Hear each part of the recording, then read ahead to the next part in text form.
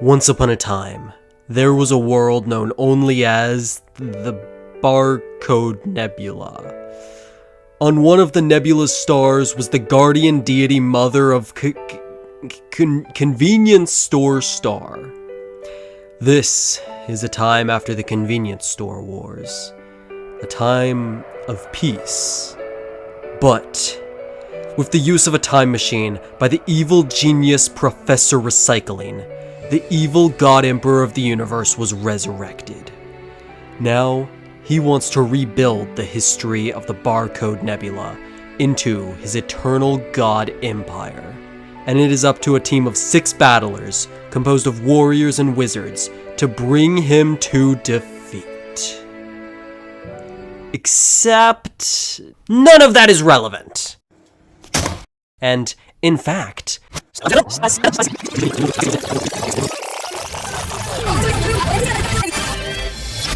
this is wrong too. Welcome to the channel. Here, I'm talking about another obscure toy-driven media property from Japan, Barcode Fighters. Usually I review toy-based anime, but this time there isn't one. And while I'll be getting into Barcode Fighters' related history and media like usual, today's main focus is going to be on the manga and its shockingly good writing and insane connections to adult comics, let's put it like that. So stay tuned to the end for an epic Mr. Beast Elite Gamer giveaway, and enjoy the ride.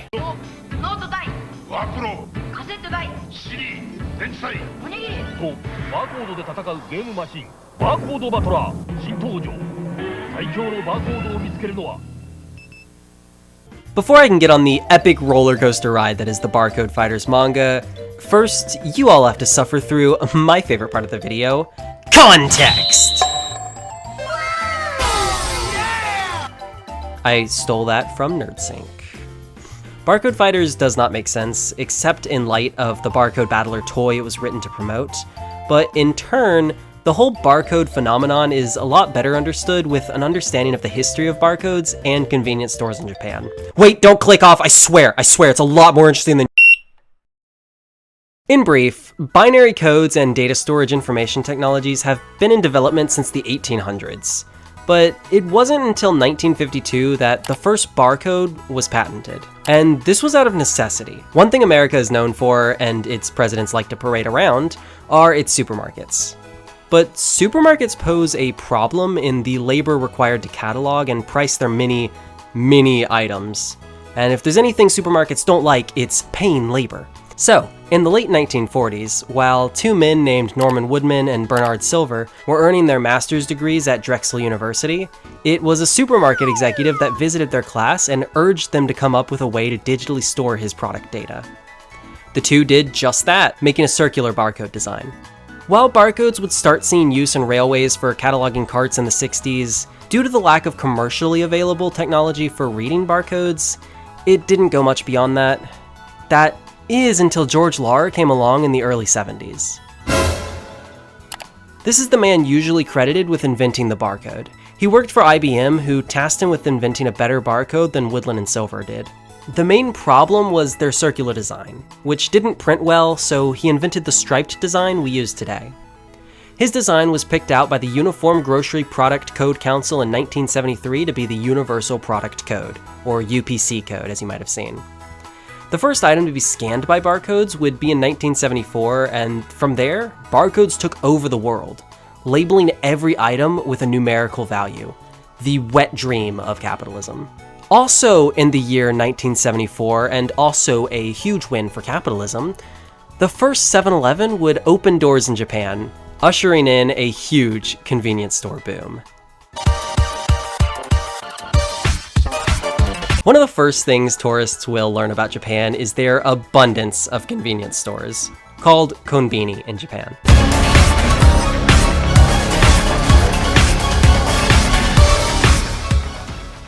While originally a US invention, credited to a small store owner in 1927's Dallas, Texas, convenience stores first opened their doors in Japan in 1969 with My Shop.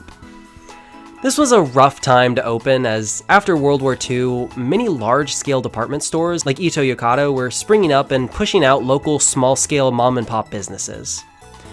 So, in an event that would make an American blush, the Japanese government actually did something and signed the Large-Scale Store Act of 1973.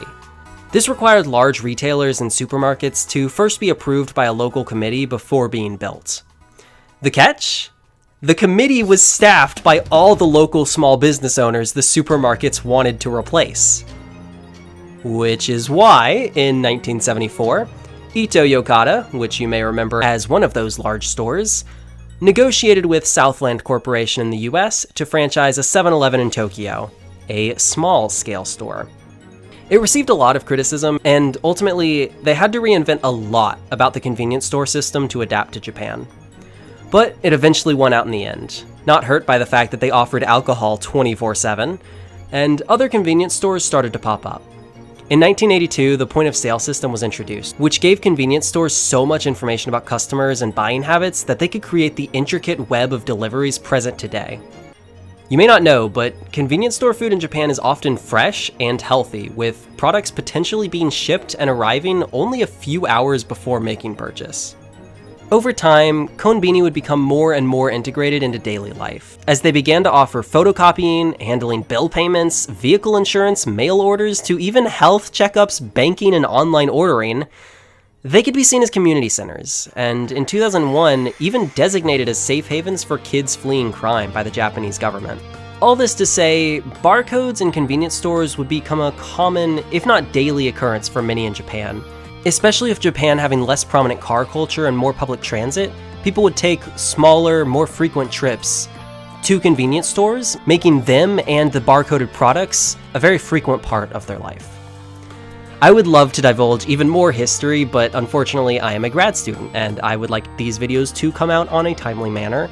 But there is a lot more information I didn't cover here, and honestly, it is a fascinating history, so I'm doing something new for this video and including a link to a document with some references and further reading in the description of this video.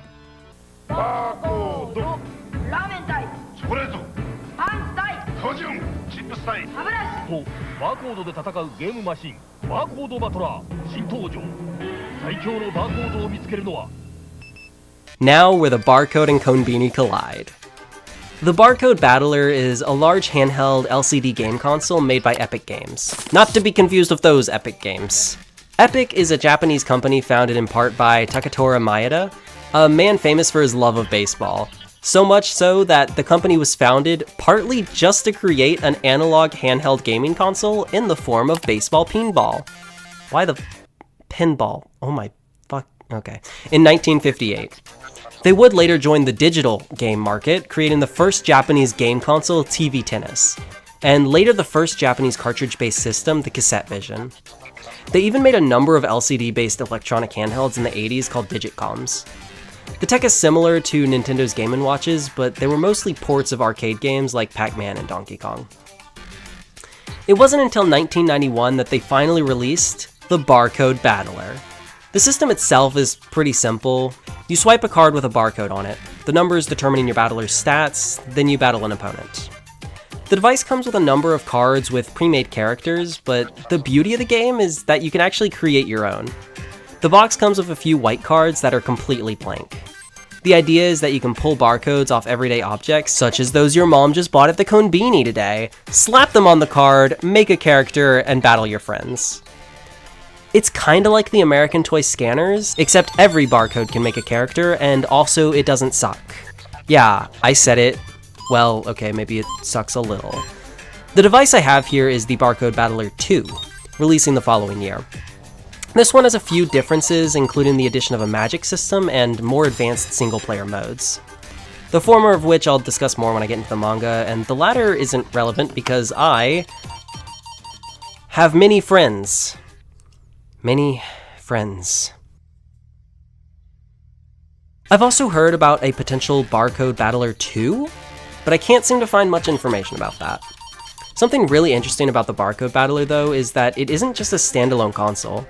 It was possible to hook it up to the Super Famicom and actually input barcodes that would manipulate the game data. Sort of like an analog DLC. There were even a couple Nintendo games and cards meant to work specifically with this, as well as a dedicated Barcode Battler game, which I bought, of course.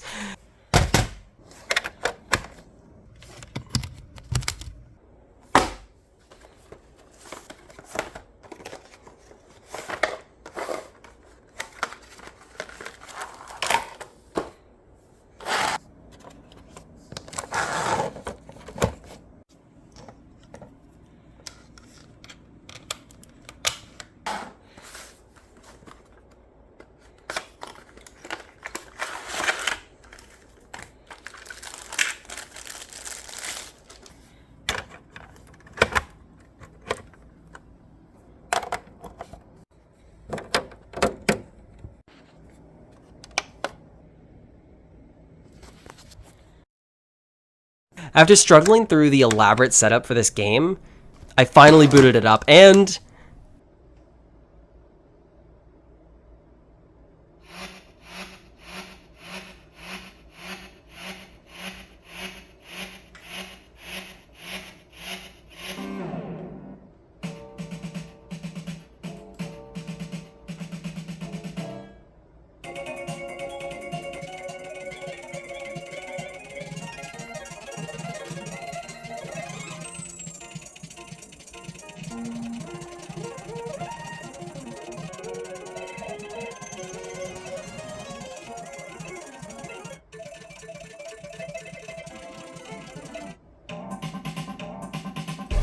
Pokemon battle rages on.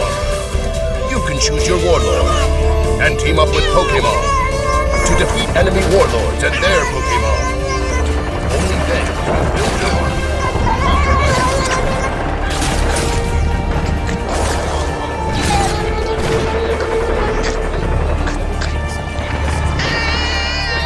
yeah, I'm not a fan of those kinds of games, so...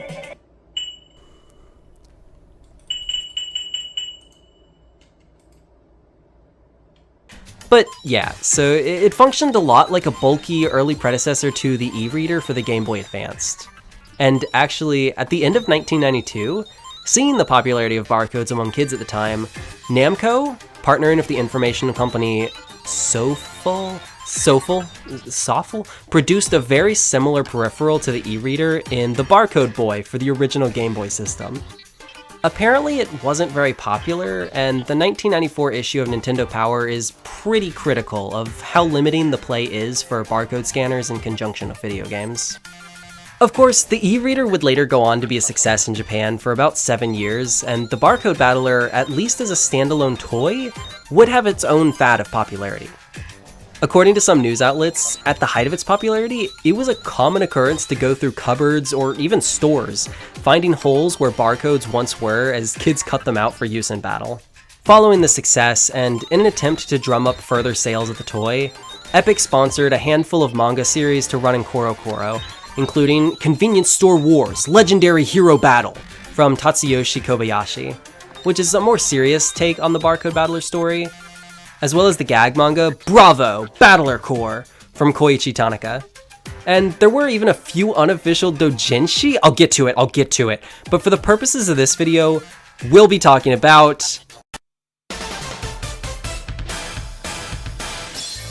Barcode Fighters is created by Toshihiro Ono, and if that name sounds familiar, you've most likely heard it surrounding the manga The Electric Tale of Pikachu, or Dengeki Pikachu as it's known in Japan. This manga is infamous for how horny Ono draws his characters and child characters, having to be heavily censored in the West. And this makes sense when you consider that Ono also draws hentai under the pseudonym Kamedonjaku Sanpei. And this is going to make certain decisions later on make a lot more sense. So Barcode Fighters was launched in 1992. 5 years before The Electric Tale of Pikachu, and only 1 year after the release of the Barcode Battler. The story is actually a departure from the other Barcode Battler media, as instead of the entire intergalactic war part, Ono was pretty much given free rein to make the story how he saw fit.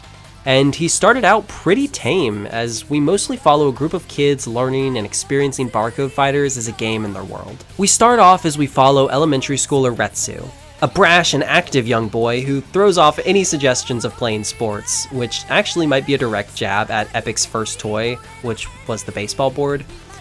Instead, he goes to a place called the Game Dome, which has a newly developed virtual reality world that works in conjunction with the Barcode Battler system. He battles the local champ, Kakesu, but loses hard. So he starts looking around everywhere for stronger barcodes, stealing items from his friend Sakura's house, picking up trash, and even just straight up photocopying items at the Conbini. He still can't find any good ones though, so this is when Sakura tells him about something called the fourth ability, a stat that isn't labeled on the display screen, which normally only shows health, strength, and defense. This fourth ability can have a range of effects, and Retsu finds an incredibly overpowered one that halves all damage, which he uses to beat Kakesu. This ability belongs to his main hoe, Dash Beetle. Can we just talk about how overpowered that really is? It's a game that is completely numbers. You just have all the other guys' numbers. What's he supposed to do? This is the general formula for the manga starting out, and I really wasn't expecting it to ever become much more than this. The next chapter involves Retsu discovering how to use his Barcode Battler's combination ability as he tries to beat the strong American Steven Sequoia, spelled Steve for some reason sometimes. And the level of detail Ono goes into teaching kids about barcodes is honestly insane and oddly fascinating. Moving forward, we get more interesting set pieces like a scavenger hunt, Retsu being kidnapped by the and a vacation to the beach, but in general, we follow the same general format of introduce a character or idea, Retsu loses to said character, and has to learn a new trick with the barcodes that teaches the kids about the game, and then he wins. It's this way until about chapter 9, when reality starts to bend. Up until now, the fights had been very flashy, and I mean flashy. I mean, look at the art. The 90s often had much more cartoony styles, especially in Koro Koro, but Ono balances it so well here. It has cartooniness, but also such pretty battles. But the outcome of those battles ultimately comes down to the calculations of the Barcode Battler. And the art is really superfluous. This chapter changes that, though. Here, we meet Aya Suzushia, who's into pro wrestling. And it's her maneuverability in her barcode-generated mecha that beats Retsu. This is a complete departure from what came before, as the piloting was always secondary to the Barcode Battler system. You can move around, but it was really just for show. But now, you can actually incorporate moving into your battle strategy. This all leads to this amazing panel where Retsu realizes he can use his mecha beyond just the abilities laid out in the rules, and stabs her through the chest with Dash Beetle's horn, making the design itself an extension of his power. At this point, we've abandoned reality and all sense of strategy is gone in place for a new system. A real kid could replicate the battles before, and the images were just there to fill the gaps of the numbers, but where the manga started out realistic with some dramatization, it is transformed into complete fantasy. And this is where it starts to really get crazy. And I was a little afraid here, so I had no idea where this story would go. But for the most part, it was pretty standard toy anime fare, and yet I found myself loving the action scenes. They're really beautifully drawn, and in a short time, I've come to love the characters too. They really feel like a group of quibbling friends, and I'm a part of that. But it still felt like the story was setting up for something more. And that more arrives in chapter 10, The Emperor's Advent. The last chapter actually ended on a cliffhanger with the arrival of an entity calling itself the Emperor Nidhogg? Nidhogg. Named after the Norse dragon that eats the roots of Yggdrasil. Yggdrasil? The World Tree. This is poignant to his goals, as we'll see later.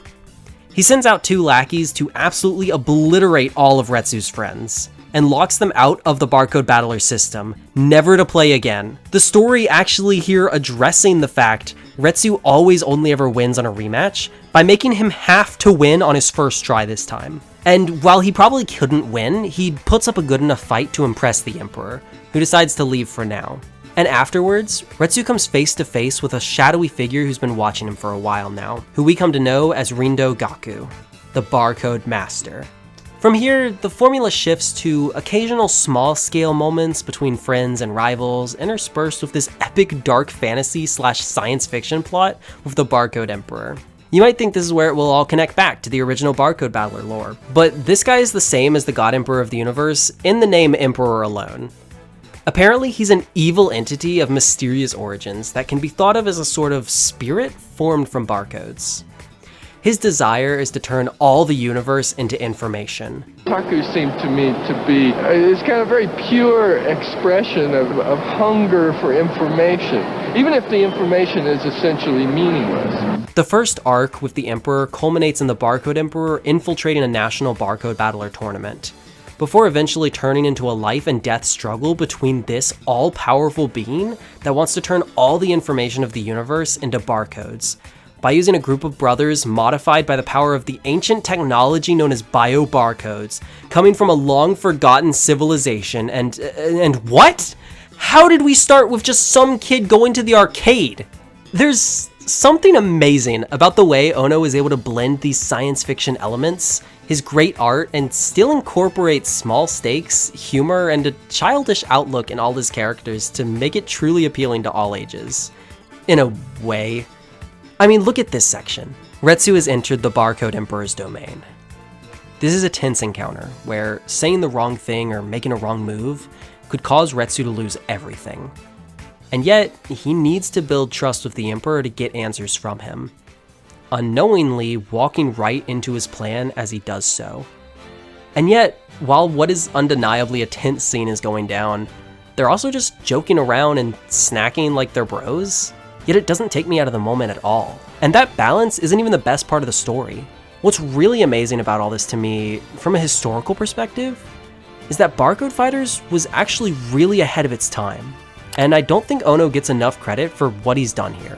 I've said before elsewhere that toy anime and toy manga are basically an offshoot of sports anime, what with the tournament arcs, the focus on friendship and teamwork, and the plot centering around a single hobby. And many early toy mangas, such as Dash Yonkuro off the Mini 4WD boom, were basically just sports manga that happened to be about toys. But I believe Barcode Fighters is the earliest example of a toy manga mixing reality and fantasy with characters in an undeniably fantasy world. And the best part is, Ono actually did predict the real world of this, because the central concept about barcodes used to battle against each other in arcades actually came true. I won't dive into it here because I plan to do a much longer video on it in the future, but in the mid-2000s, Mushi King, a combination card and arcade game using barcode technology, sprung forth and became a massive hit in Japan. And even that isn't the most amazing thing about this manga. So, something I didn't mention before, but after the introduction of Aya to the cast, we find out that Sakura is canonically trans. Like, there are no ifs or buts about it, they come out and say it. There's an entire mini-arc where Retsu and Kai, another character who joins the cast later on, fight over Kai's use of the term Akuma to refer to Sakura, which is a very not nice word in Japanese, let's say that. And then after the end of the Barcode Emperor plot, which I hesitate to call an end because really it just kind of stops rather than concludes. But in any case, after the Emperor is gone from the story, this is the arc Ono decides to end his manga on.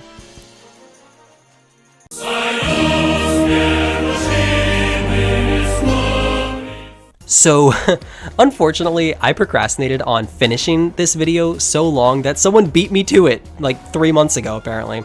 The YouTuber Amelie Dory, hope I'm pronouncing that right, appears to make videos on various old anime games and topics, but the only video I've seen from them is the one they made on Barcode Fighters and Sakura's trans identity. They do a much better job breaking her character down than I can here, so I highly recommend checking out their video. They do a really good job, and wow, I did not expect anyone else in the English-speaking world to ever know about this manga but me. But in short, this arc begins with Sakura questioning her identity. Not helped by a couple bullies at school, as it is for a lot of people I imagine. Retsu tells her to just be yourself, whoever that self may be, but she still isn't comfortable. So she buys an RPG to escape for a little while. Unknown to her though, the game she just bought has a bio barcode in it, and makes it so that when she selects her character as a female, it traps her in the game with the cis female body she always dreamed of. Retsu and friends have to rescue her while she has a series of daydreams about yeah, there's no way to dance around this. Daydreams about a sexual relationship with Retsu. Yikes, okay. Which actually kind of hurts, in a good way. Not like that good. Because the emotional core of this arc really comes with Kai, who has to come to terms with the fact that he has feelings for someone born male, despite being straight. Culminating in a great exchange where he says Sakura is feminine enough as she is, and that even if she is technically biologically a boy, whatever that means, he still loves her. Which is... this is a children's manga from Japan, in the year of our Lord 1994.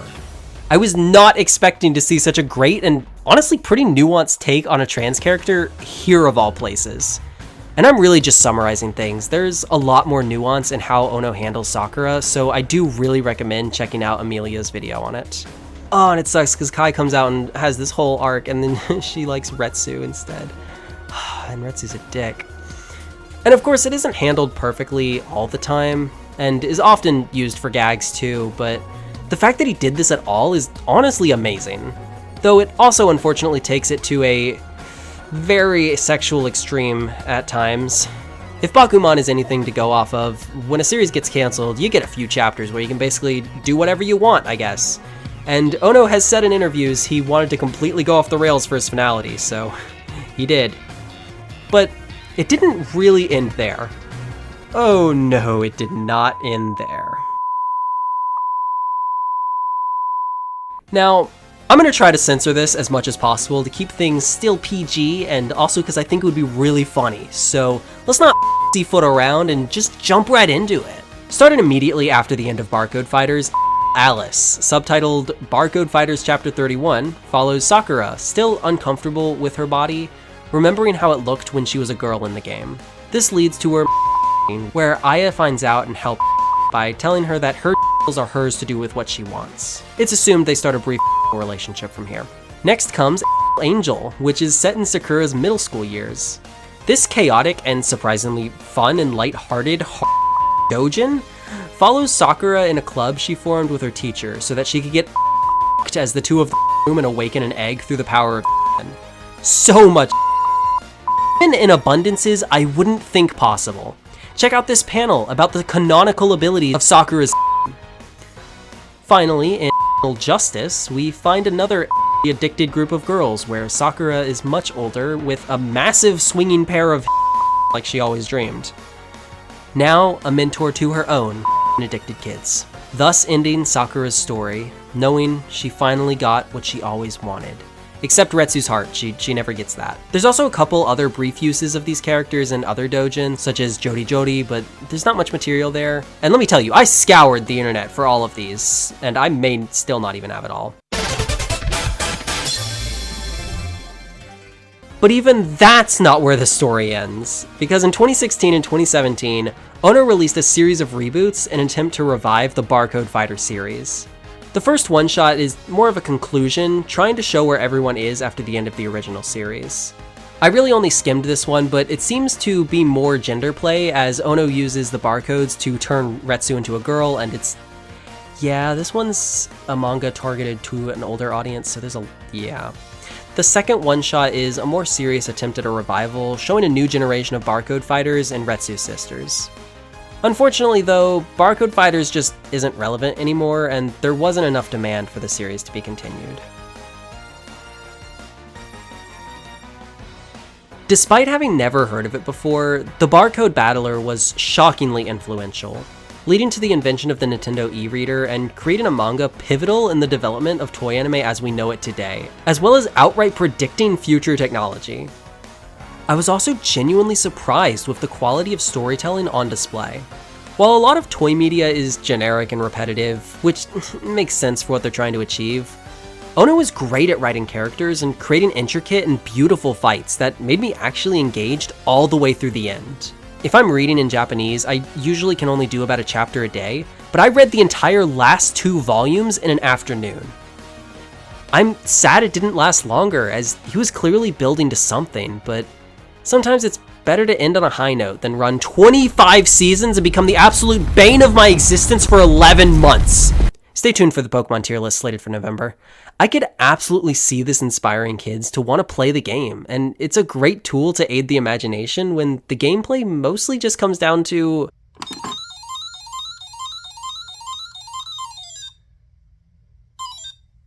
So, I'm glad I hunted down this old manga. It was truly a hidden gem, and unironically, Angel was really funny, and I kind of ironically recommend seeking it out and reading it. It can be found. Of course, that recommendation comes with some caveats, a lot of caveats, as well as any recommendation for Ono's works, let's be honest. While this has been a very amusing experience, I have to say that, of course, it is all a little problematic. Ono has a problem sexualizing children, and it's hard to say sometimes whether Sakura being born male was a creative decision or a fetish. But regardless of that, Barcode Fighters, the manga standing on its own, is still shockingly good most of the time, and an interesting piece of history at least. And Ono did his best to handle Sakura's character arc with at least a bit of care. So, other than that, no great conclusion for this one. Just don't discount media just because it's old or for kids, because it can surprise you.